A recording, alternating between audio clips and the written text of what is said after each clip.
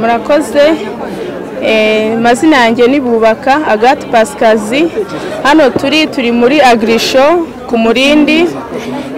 Nkaba ndi hano nka nyiri uruganda rwa Sekira Limited, aho twongera agaciro umusaruro ukomoka ku buhinzi, aho dufata inanasi tukazikuramo wine arizo mubona mwaya macupa. Aya ni amacupa manini, aya ni amacupa mato. Wine ni iyi ngiyi nuko ibisa mu kirahuri. Twongera tugafata na gaperi, imbuto zizwi nk'imbuhu cyangwa se golden berry mu cyongereza. Tugakuramo ji ziridiriwe ku buryo umuntu ashobora guhita yinywa.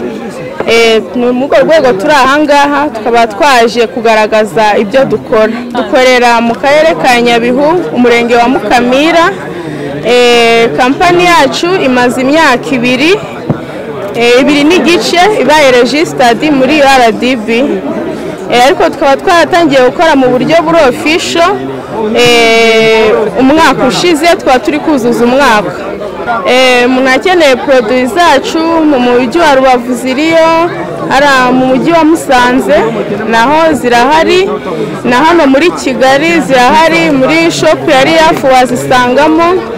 Hano ku Murindi hariya kwa Kensi, mu kabari ko kwa Kensi naho produits zacu ziriyo, ndetse dukomeje no kuzijyana ahantu hatandukanye hirya no hino mu gihugu.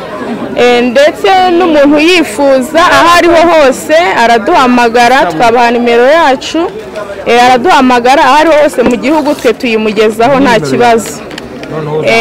Nimero yacu ni 078 063 31 24.